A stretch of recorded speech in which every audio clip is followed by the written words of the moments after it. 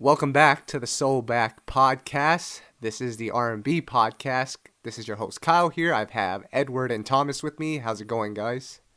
Man, you're getting all government on us today. What's going on? You got my social security number over there? Now. What's up, guys? Dude, I have some bad news for you guys before we get into R&B. But today is July 1st, and I have officially given up red meat. Ed, I told you this last week, and I had a veggie burger yesterday.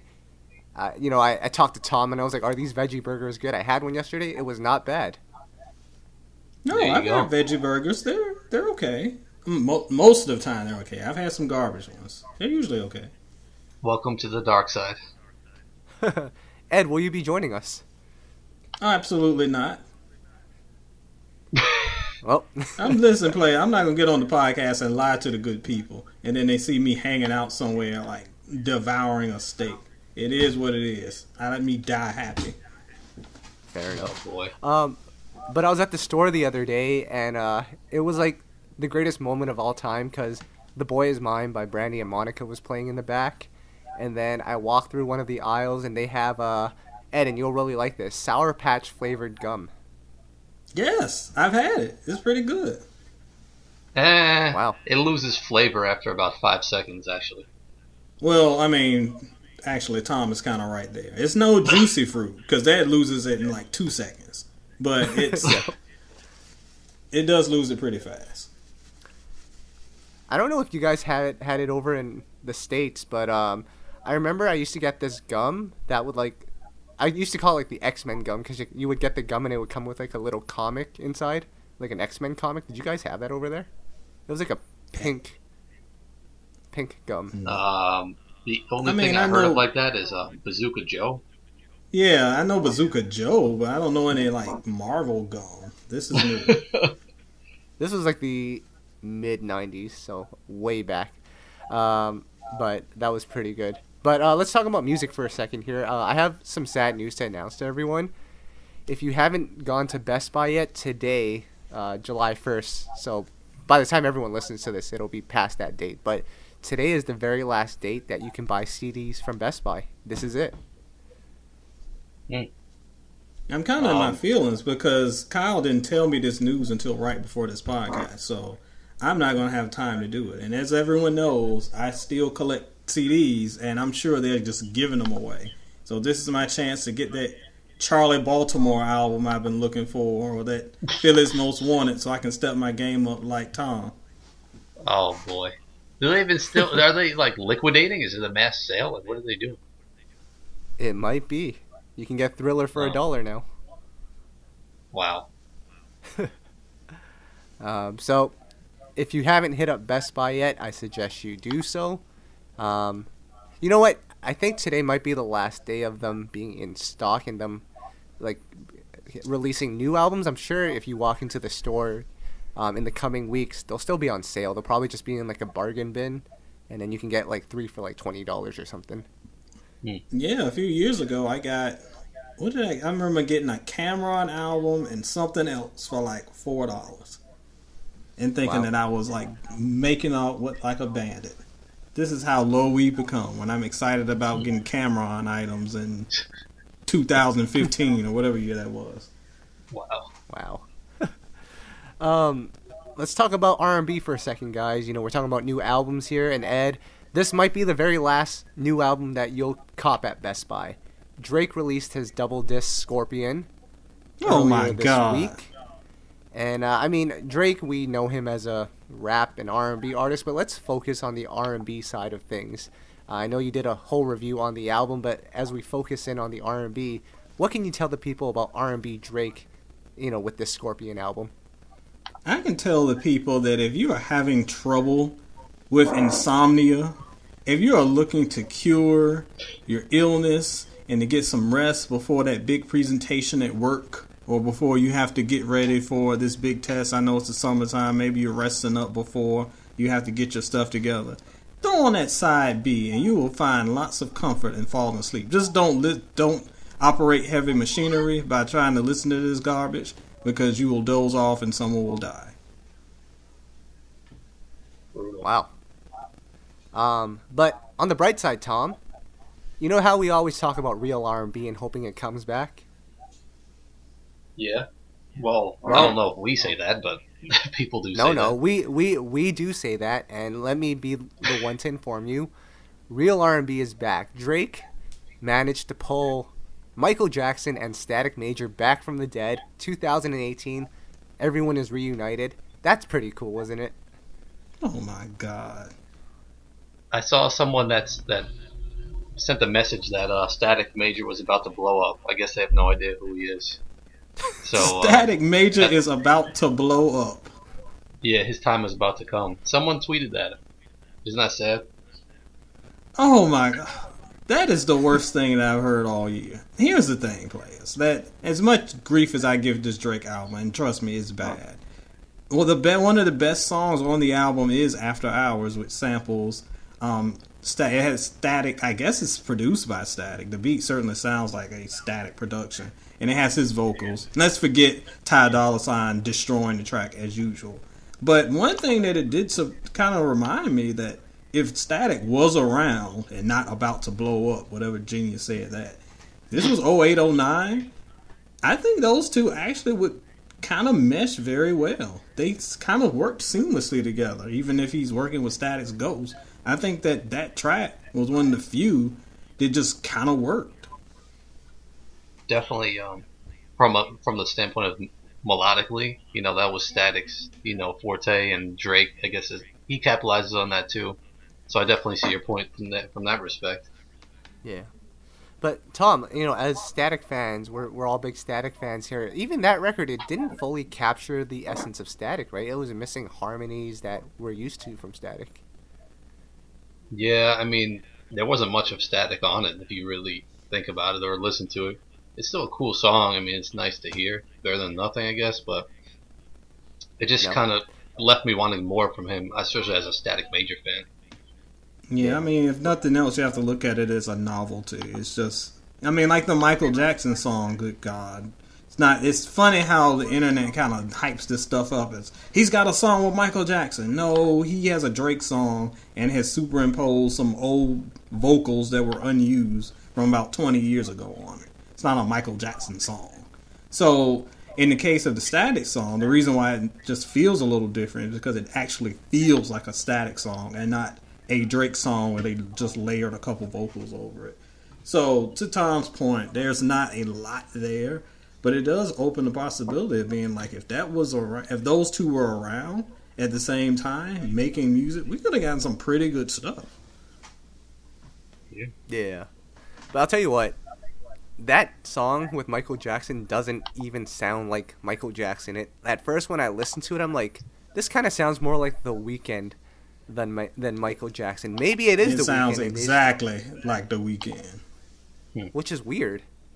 So, is it Michael Jackson?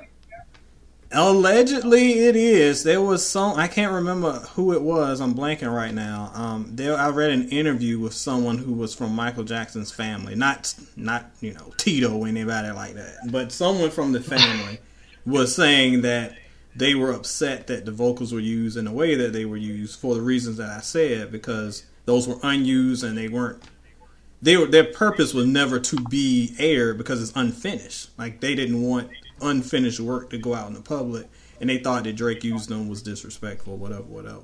So that's why it probably sounds bad, because who knows, this might not be a polished copy. The dude might have had sore throat that day and threw it in the vault. I don't know. But it certainly does not sound like Butterfly's pristine Michael Jackson.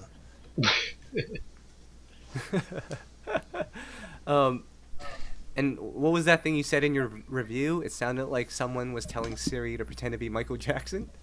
Playa, that's exactly what it sounded like. It was like, I'm going to create a computer program that sounds like Michael Jackson. And it sort of does, but it sort of doesn't. It sounds like a Michael Jackson android. Can I make a general comment about the release, though? Yep. In a time where people are not even releasing albums, it seems that at least Drake is doing it pretty frequently, while he's in his prime, which I think is a smart thing to do, because, back then, years ago, artists would take years off, gaps, I mean, you gotta take advantage while you can. Put the music out while you're in your prime, and I wish we have more artists releasing music frequently while they still can. So I give them respect from that point of view. And hey, you guys might think it's too much music, double disc, but as a music fan, I like to hear music. You guys Tom, might disagree, though. Man, I read an article not too long ago, and I think Ed can probably expand on it. It kind of feels like at this point, when artists such as Drake and Chris Brown and Migos drop like 20 song records, or Chris actually dropped like a 55 song album, it feels almost like data dump. It's just like they're taking whatever's in their hard drive and they're just throwing it out there. Some of it's good, but some of it shouldn't be coming out. No, I agree with that point. Nah. I was more so just commenting the fact that he's putting a project out. I'm not agreeing with how long it is, but like at least it's a project, you know? Yeah, and I agree with that. And to Kyle's point, there is a whole school of thought that a lot of these artists, from the Cousin Chris's to the Drakes, are doing these data dumps because it artificially boosts streaming numbers. Yeah. Not sure how that works, but it does. That boosts numbers, and again, it's easier to go gold and platinum. Did you know that like views is, I think, technically like 6 times platinum or something like that? And it's because of Drake's kind of padding out those streaming numbers like that. So it wouldn't surprise me if this went 3 or 4 times platinum because of the actual numbers. So that's what we're getting with a lot of artists just kind of flooding the streets. But if you're looking at it from a traditional album review, that's why I love Janelle Monáe's album so much. It felt like a contained project with songs where the sequencing mattered and flowed in between each other. This is just like, I recorded a bunch of songs over the weekend here, y'all. And a lot of fans say, yay, we got 25 new Drake songs. It is really quantity over quality for them, which is weird to me, but that's the era we're living in. Can someone explain how that works, though, where the more tracks you put out, it's easier to go platinum or whatever? I don't understand that. I have read, I wish I had it in front of me. I read something about a year ago that kind of broke down the mentality behind that and the streaming numbers and how, like, the longer you're on the song and blah, blah, blah, blah. I have to break it down and find it for the next podcast. But there is a science behind it. It's very weird and very odd. And even artists like Kendrick Lamar have kind of been like, I want to go platinum the real way and not the cheating way. Because he called it kind of like the cheap way or something like that. So it's weird, but there is a strategy behind these gigantic albums. And it's not about putting out the best content. Well, major labels are just looking at numbers nowadays in your streaming stats. So you just got to play by the rules and play by the game. You got to be in the game, right? So you got to adapt. Unfortunately. There's a difference between being in the game and pimping the system, Playa. I vaguely remember, though, years ago when people used to release double CDs, if you bought it, didn't it count as the purchase of 2 of the album? I think yes, so. And that's very true. And it was also, I think that if you put out a double disc, it counted as 2 albums off of whatever contract you're on. So you have like a 5 album deal, then that goes to 3 because you bought a double disc. So that, again, that's old school. I don't know if that still stands, but yes, that was true. So, Tom, a couple of podcasts ago, we talked about how Jacquees brought back all these legends and put them on his album, Donell Jones, Jagged Edge, Latasha Scott. And even though the music was kind of mediocre, we gave him some props for paying tribute and showing love to the legends. Drake does that, I think, more than anybody. He collaborated with the great Aaliyah a couple of years ago. He has Michael Jackson and Static Major on this project.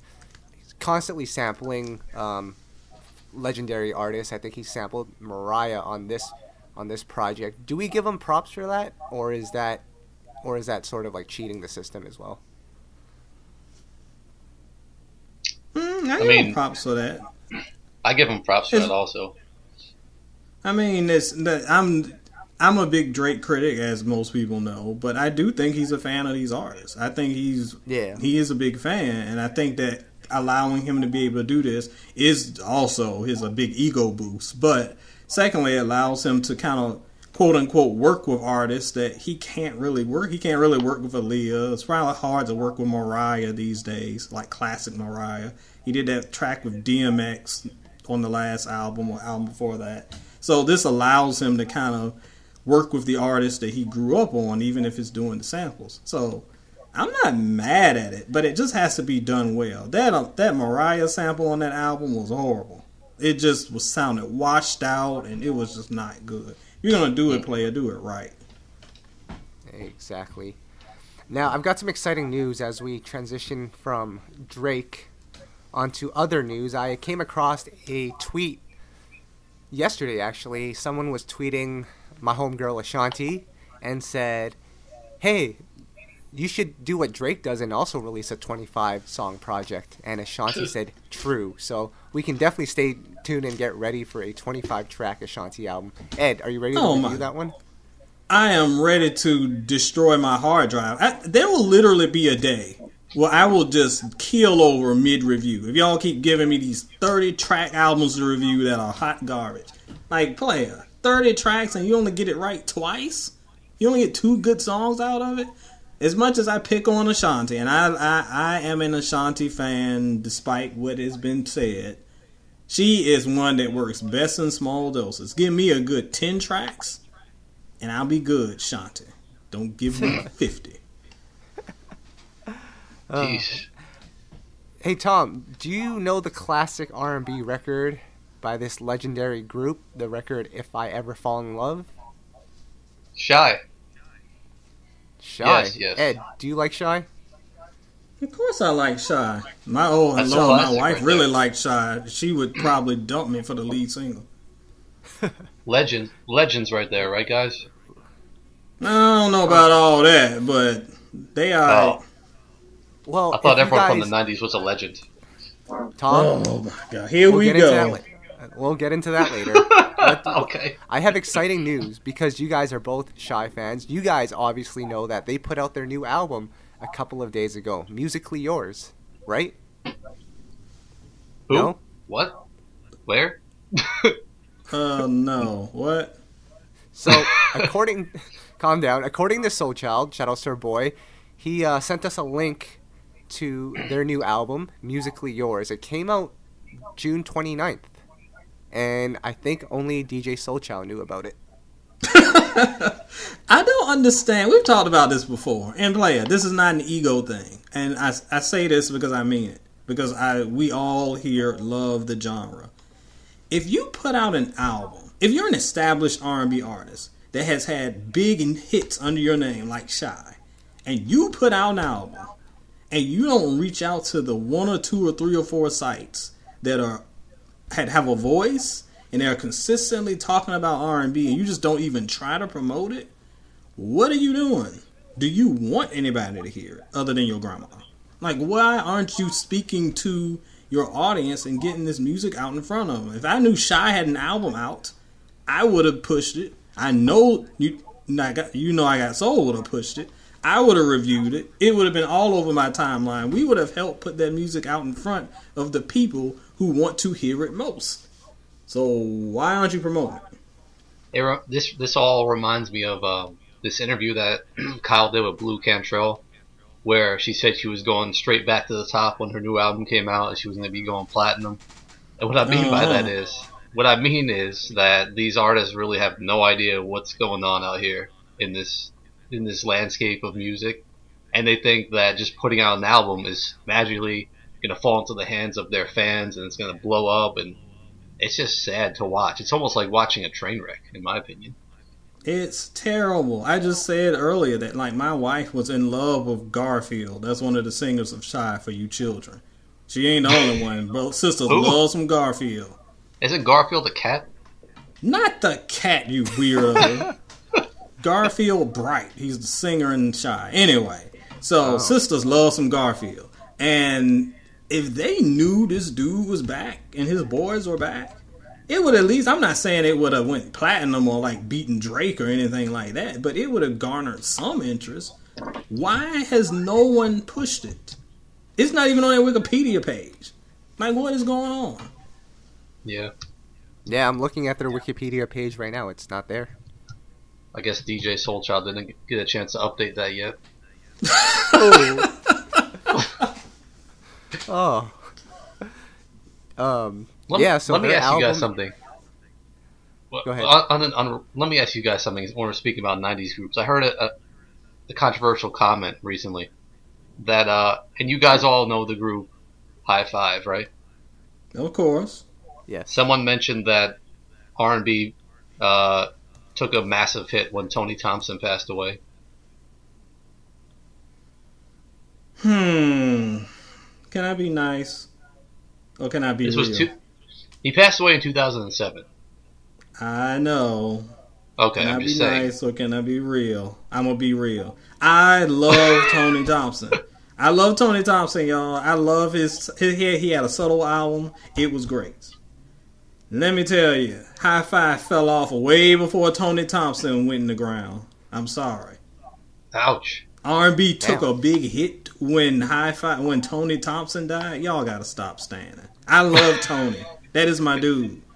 His solo album came out like 95, 96. So slept Yep. on. I'm sorry, claiming- High Five was already working at Target by then. Like it's. Oh my it's- goodness. You Come gotta on. stop it, y'all.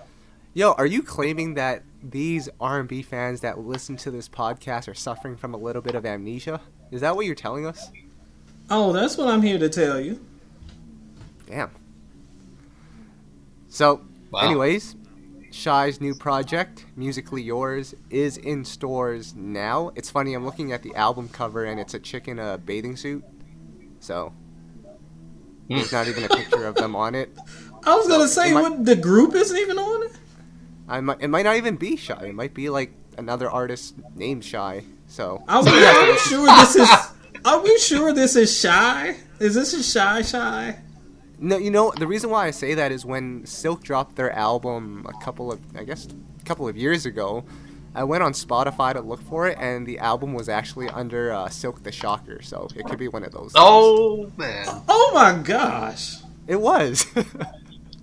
It was. I'm not even lying. Now that's really surprising, seeing the quality they put into the actual physical CD. I'm just saying. Oh my lord! I'm gonna get kicked off of here after today. They Oh. reused an On my AOL. podcast. They reused a free AOL CD that they got in the mail and made it their CD. What's wrong with that? Playa, that album, and we have discussed this before off the podcast. That album infuriated me because their single was probably our single of the year, our Yeah, R&B song yes. of the year. It was that great, and to put out a product that was that just like, I don't want to say unprofessional, but it just looked and felt so cheap. It cheapened their legacy. Man, if you're Yeah. gonna do it, I know money is hard. I don't know if you got to pull a TLC and got to beg everybody for money to get your stuff right. But do something that's not just. I got kids that I work with in the community that put out their own albums that look tighter than this. Man, little known fact about Silk, Kyle once made the group cry in an interview. This is. Oh no! What did you do to my boys? 'Cause you know I love me some Silk. What Oh did you no! do to my homies? No. Some of the members are actually really close to Natina Reed from the group Black. She passed away in a car accident a couple of years ago. So I brought her up in an interview, and Timzo, who's like one of the more laid back ones, kind of looks like a gangster actually. He broke down, which kind of Kyle surprised looks me. like a but gangster. That's funny. Listen, He Playa, does. thugs have. There's a such thing as thug tears. Leave them alone. yeah, Thug shout out to tears. Timzo, good guy. Yeah, he's a good guy. Yeah, We shout- should get him on this podcast. We should. should. I am the biggest Silk fan, stan, whatever, ever. Get them, Wait, get serious High Five on. Wait, Ed, Get 'em serious all question. on. Can Timzo sing? Is he a singer? They all can sing. I mean, they all can. You know, they all know Lil G, but they all can sing. Lil G. Okay. Let's talk about some more R&B here. Very shortly, I don't think it's even out yet, but Teyana Taylor is planning to re-release her album that came out last week because Kanye apparently didn't finish it in time, so they just threw it out there unfinished. So we're gonna see a re-release of that project. Seems kind of fishy. Seems like they're just trying to give it a second look, Tom. Exactly. Yeah, in this day and age, I mean, of these industry tricks that's going on, people like Chris Brown telling people to just stream the album, let it hit play, and leave the house. I mean, it seems like a decent trick, but I mean, it's smart. I mean, you got to give him credit for doing something different that I've never heard of anyone doing that before. So hey, if that works. Well, Kanye sort of did it on Life of Pablo because he released it and then kept tinkering with it like it was a freaking unfinished school project or something. So there's a precedent for this. But Right. like Kyle says, it seems fishy to me. It seems like, okay, let's get another album, get some more buzz behind it, and yada yada. As we talked about last week, I thought the album was fine as is. I don't feel like that it needs all this extra stuff. Yeah, it could have had a couple new tracks. Definitely some tracks could have went, but I don't know. It's just a weird era now where people can put out an album and be like, oh, never mind, that album don't count. This is the real album. Yeah, like I said, Buzz album. There used to be Buzz singles, now there's Buzz albums. Yes, Buzz albums. What have we become? Buzz albums and playlists. You gotta love it. I've got a very exciting record for everyone here. Ed, your girl Chaka Khan is back. Yes. Oh, Shaka's back?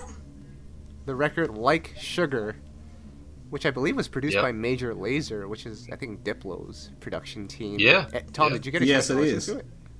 I didn't get a chance to listen to it. I read the press release. I saw the production. So I'm just happy that she's putting out music still. Yeah, this is Yeah. breaking news to me on the podcast. I totally missed that. I've got to check it out. I am a Shaka fan, as most 80s R&B fans are, so I'll be checking that. I'm not sure how that would sound over Major Lazer, but we'll see.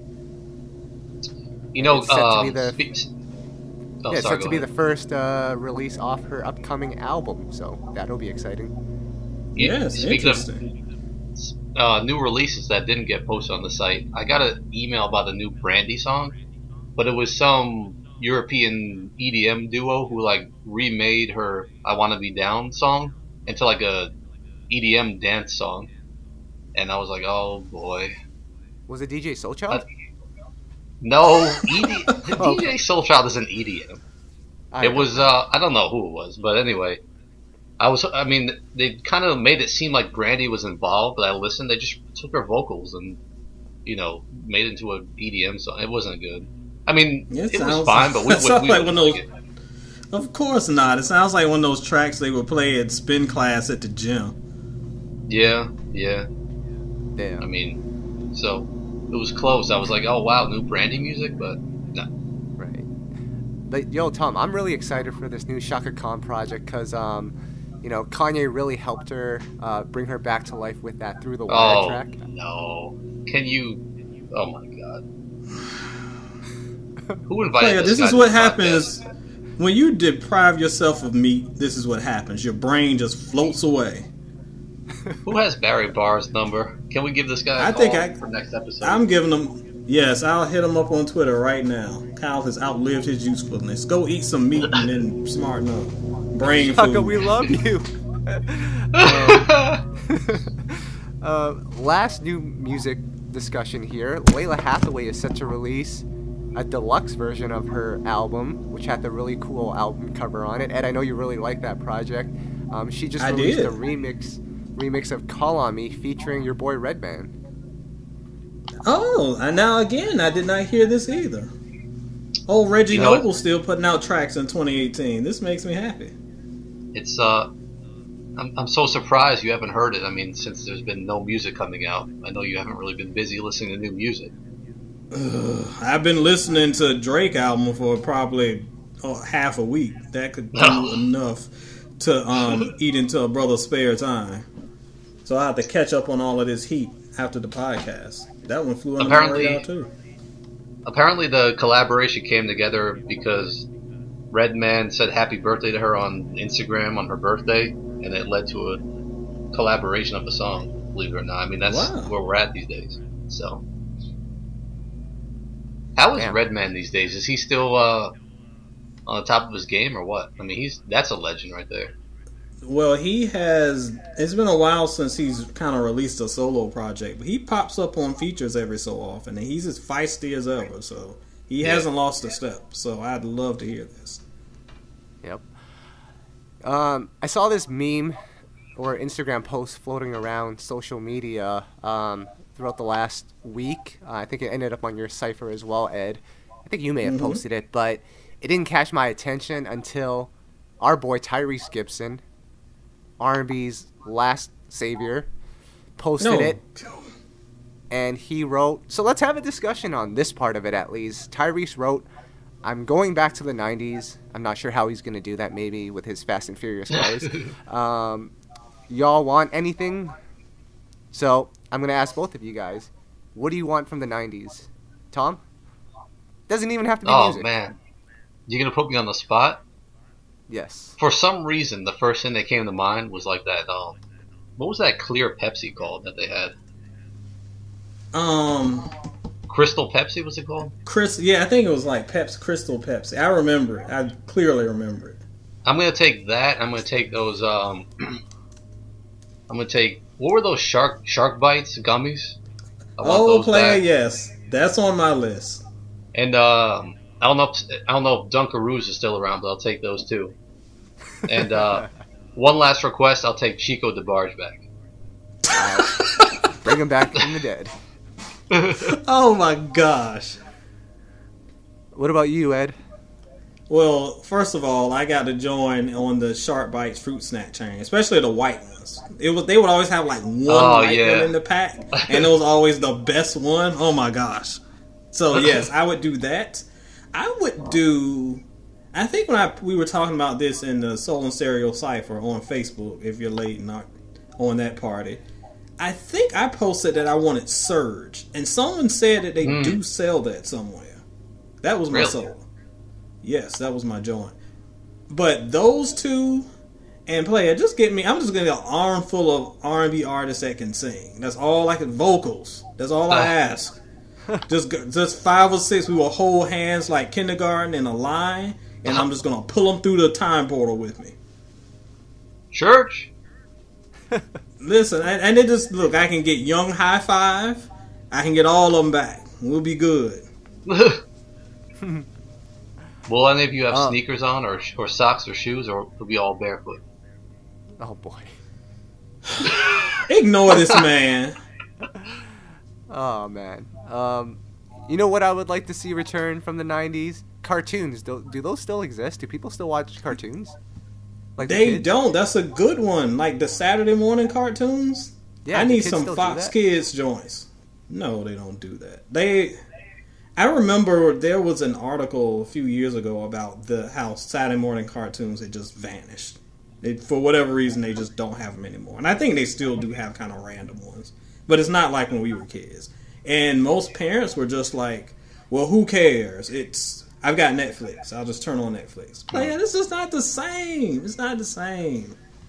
Nope. What if there's no more Pinky in the Brain? There is no more Pinky in the Brain. Animaniacs is gone, Tom. That was like Hulu for all that. That was like me and Kyle in the early days of I Got Soul. Yeah. I was Kyle was the brain and I was Pinky. And then like Ren and Stimpy. And then Kyle was Ren and I was Stimpy. He was giving me orders, man. Do this, Tom, do this. True story. All right. I see it. All right. Can I share what Tyrese Gibson said in this post? Because we like listening to what Tyrese says. Well, I don't. You do. Tom, can we get a Tyrese We Love You first? I'm kind of annoyed by him at the moment. Okay. Well, he said, hip-hop is just complete trash these days. F out of here if you don't agree. R&B, I'm talking true R&B, has lost its true essence. Most true R&B singers and producers feel the need to make everything feel like hip-hop because most true R&B albums just ain't selling. Hip-hop and true R&B soul music, I miss you so much. Not R&B rock pop. True R&B, I miss you. Shit is so bad these days. Everyone is turned up over trash. So much trash that you compliment and give love to the best of the trash. I don't even have it in me to drop every year. I just hope shit gets back on track. See you guys in the 90s. Wow. I mean, he's not wrong. He's not wrong at all. I can't. He's not wrong. But I will say one thing: he does kind of seem like one of those senior people waving their cane that are mad that things have evolved and changed. Like things aren't always going to remain the same, you know? Right. I mean, to be fair, when the era that he's fussing about, I was around when the previous era were waving their canes when people were doing a lot of sampling of stuff from the 60s and 70s. And they were like, well, this isn't real R&B. You're just stealing from the good R&B and pretending it's it. So every generation has that, but he has points. I don't agree with him on the hip-hop, though, because hip-hop has actually had a pretty decent year if you turn off the radio. But some of his R&B points are pretty valid. I remember people were mad at 90s R&B, which is considered the golden era, but people who grew up in like Luther Vandross and Marvin Gaye and all that were mad at 90s R&B. Well, I mean, they sure were. People can't believe that now looking back, but that's you know how it was. I may have told this story before, but I had a former coworker when I worked in Louisville, and he found out that I liked R&B, and we would talk about it a lot. And we were talking about, I don't know, our favorite vocalist or something. And I mentioned Faith Evans. Oh, okay. No, I said Faith Evans. Calm down. And like he went ballistic. He was like, "Oh, she's terrible." Wow. I was like, "Faith Evans is terrible?" I'm like, "Yeah, she's terrible. She can't sing and this and blah blah blah blah blah blah." And for us to hear that, it's like insane. Yeah. And I do think he's kind of was pushing it because even then, if you can be critical, you wouldn't say she can't sing. But he was not a fan of her style of music because it was not from his era. But looking back, though, was 80s R&B actually as stale as they'd make it seem like it was? In what way?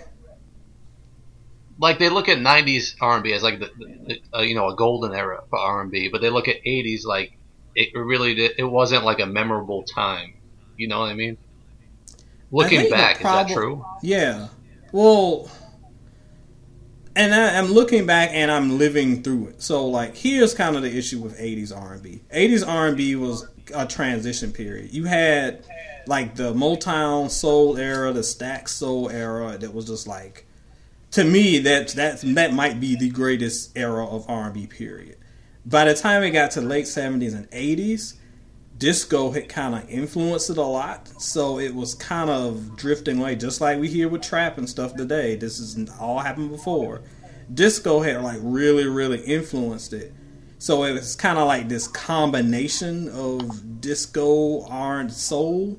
And it's not that it was trash, because it wasn't trash at all, but it took a while for people to kind of find its way, because you had the old school fans that wanted the soul, you had the people that liked disco that was like, it's alright, but it's not disco. And then you had people that were just coming up in it like me, that was like, oh, this is cool, because it's kind of got the pop elements in it too. So 80s was kind of like a transition period. It was the late 80s with like kind of return to soul and then New Jack Swing and then hip hop that kind of pushed it to the next level. So that's why I think 80s isn't remembered as fondly, because it was a transition period, so to speak. Got it. Well put. As I'm scrolling through Tyrese's Facebook right now, the very next post is tag someone that means the world to you. I would tag both of you guys, but you guys don't mean the world to me, so sorry. Wow, Barry Bars, where are you at? I'm saying this is going to be, it's nice to have your epitaph on this podcast, Kyle, because you ain't going to make it this whole hour. 39 minutes in and you ain't making it. No, we're not.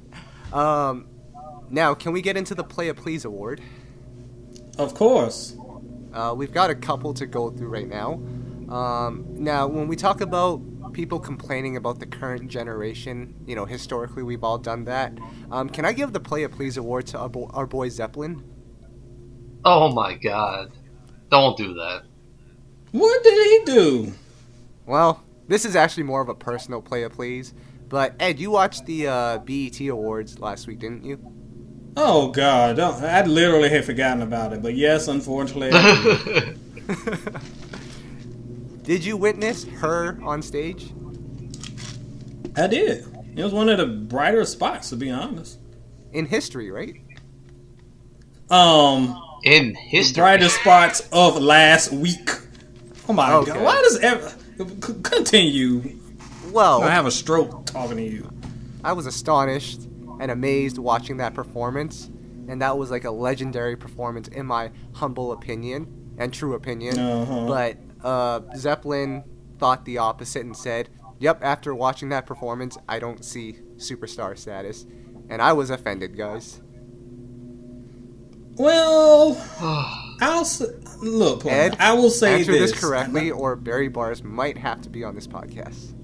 Well, we already know he's going to be on the podcast. He's going to be sitting in your seat. It's going to be me and 2 Barry Bars next week. Oh my gosh. A clone of Barry Bars? I would tune in just to hear that. One saying that Usher is the greatest of all time, the other saying that Jeremiah is the greatest of all time. You have fun with that. Ooh.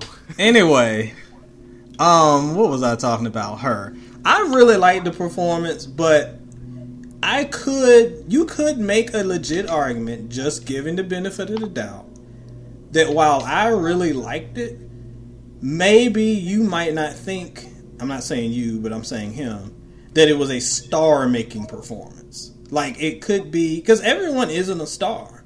And maybe in his eyes, she doesn't have that off-the-page star-making quality. I think that she could in time. I don't think she has it right now. But she definitely has the potential to be top tier.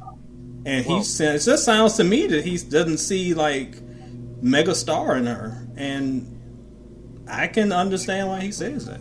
Well, Tom, I want to ask you, do you link up hit records with superstar status? Because some people would say that SZA is a star, but to me, she just has hits.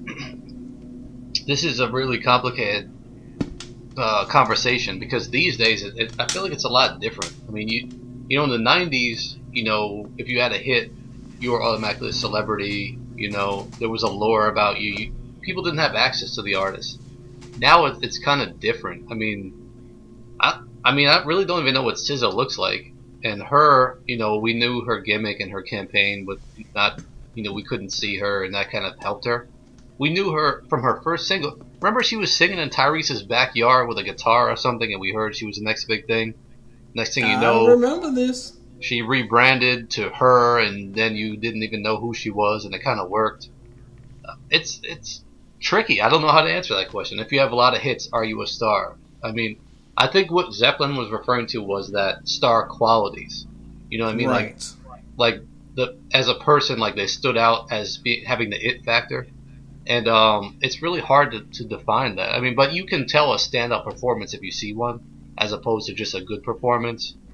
But I mean, in this case, it's really tricky to say. I don't have an opinion either way yet.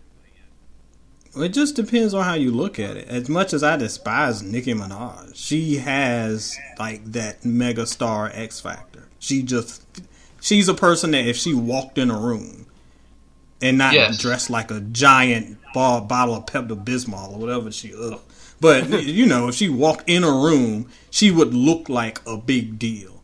If Gabby / her walked in a room, oh, that's a pretty girl. And that's not a shot at her. But that's just what I think he was referring to, like mega star quality, not talent. You know, well, let me flip this to Kyle though. Kyle, you've been in the room with her on a number of times. Did you feel like she, like in that room, like she stood out because like just the presence? You know, talk about it. Well, no, she was like my homie. I don't know. I don't know if it's an age thing, but at the same time, she seemed more like a homie. But on the contrary to that, Tom, remember at Essence a couple of years ago when TGT walked on stage in the press room, and I was more excited about their road manager Jay Valentine being there. So I'm not the right person to ask about this stuff. Clearly not. Valentine? Oh my god. Hey, but then what on earth? Right?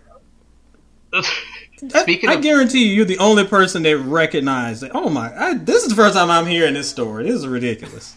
Well, speaking of lacking star quality, we love Daly, but at that same Essence festival, he walked in the back door of the press room looking for the restroom, and no one even knew the difference between him and any other press member or fan. So I mean, That's just an example. We love Daly, but like he's another one that's kind of more low key, not the personality you'd expect to be a standout star per se, quote Yep. unquote. So I'll tell you who is a star, Exactly. though. I'll tell And you who is a again, star. go ahead. Pitbull is a star. His gyrating and thrusting on stage, it works. He has an aura about him. ugh, It's true. I have nothing to say to that. Listen, I think at this point I'll put Jay Valentine on the podcast before this guy. Jay Valentine. Jay Valentine. All right. Actually, no. We tried to get a Jay Valentine interview and we were turned down, right, Kyle? Yeah, this is true. What is Jay Valentine doing? I don't know. This actually happened. Yes, it did.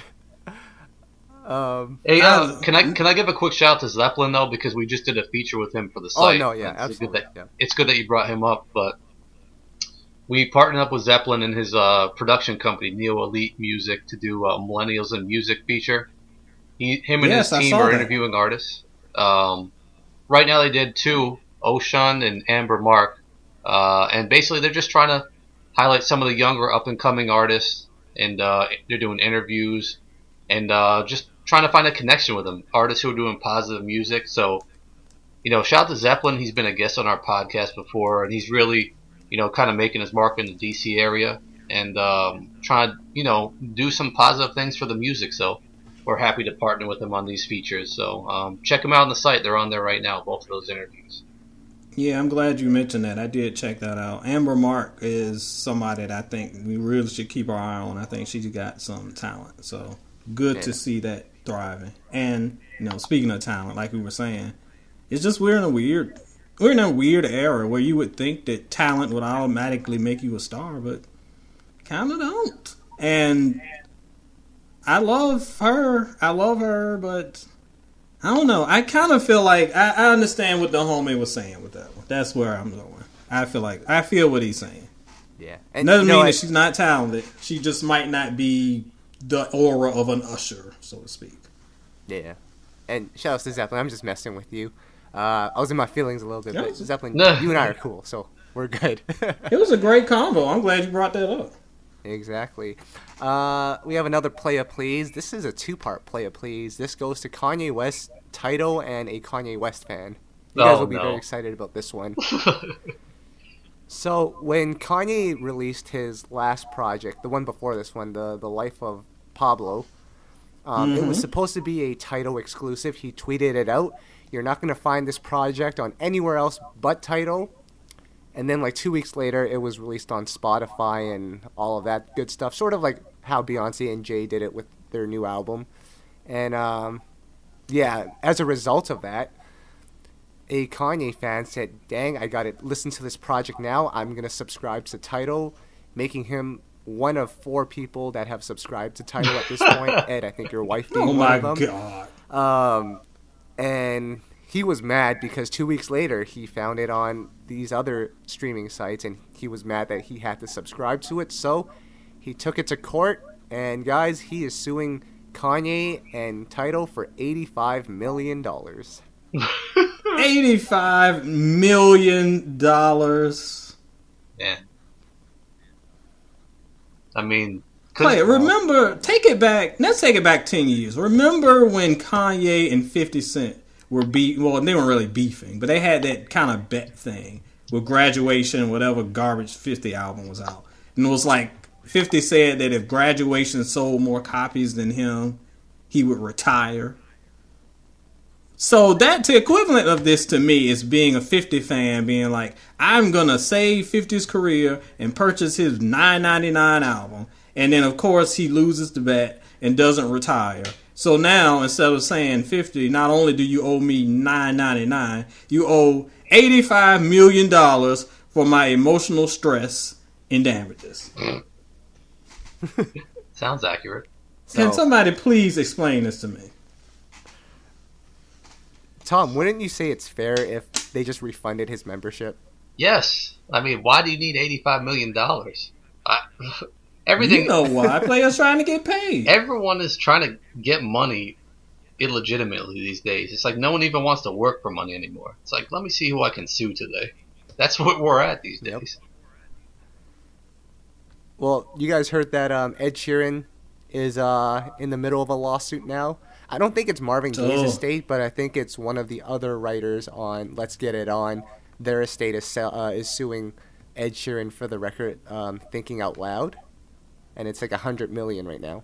So, I told y'all with the blurred line suit that the lid was gonna blow off of this thing. Everybody and mom was gonna get sued into the ground now. Oh man. And I can't wait for 30 years from now when Jacquees gets sued for being a Donnell Jones clone. Come on. So it'll be interesting to see what happens with that. Ed Sheeran has the money, though. He can lose $100 million. That's fine. Yeah.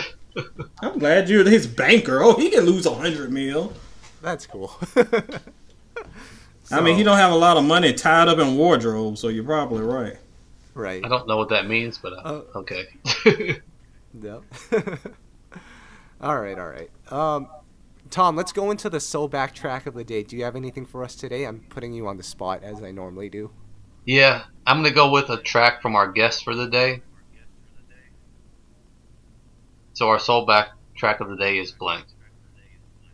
Damn. Well, I love how you titled last week's podcast, featuring no one. That was the most sad title I had ever seen, featuring no one. Well, Tom, I'll like give you I one. said, we're trying to bring some guests, and apparently we're blacklisted now because everyone either wants to wait until their album drops. And looking at these R&B releases at this point, no one's dropping an album. Oh, I'll give you one. I got one. Busy for us. Okay. I'm gonna go with the Tyrese song since we brought him up on this podcast. I'll say this is arguably the best Tyrese song, and that's "Sweet Lady." Only because maybe I think so. I remember the video. I remember where I was when I first heard it, and I was like, okay, we got a new R&B star in our hands here. So that was 1999, and he did become an R&B star following that. But you guys agree that's the best Tyrese song? I think you're right. It's hard for me to. I'm trying to think of a better song, and I think he has plenty of good songs, but that's his signature track. And that's the one that I will always associate Tyrese with. As much grief as I give him for being ridiculous, and somebody needs to take his phone away and take him off Twitter forever and Instagram, the man knows how to make an R&B song. So if we're going to pick a song, that's going to be the one. Yeah, I'd say "Sweet Lady" is probably the more legendary song at this point. I personally like How You Gonna Act Like That more just because, that's just one of my personal favorites. But yeah, "Sweet Lady" is probably up there. "Lately" is another one that I really like as well. Yeah. "Lately" was great. I was never a fan of How You Gonna Act Like That. I remember the days of Midnight Love, the grandpas and grandmas in the house will kind of relate to me on this one. They used to play that song every night. Oh my gosh. That and Eric Benet and Tamia. Like, all right, we know this song exists. Stop playing it every night. Did you guys like the song "I Like Them Girls"? Because that was completely different for Tyrese. Absolutely not. I hated that song. I don't mind it. It's just it was just a fun song, It wasn't. I guess I just took it for what it was worth. But I mean, I wouldn't say it was one of his best though.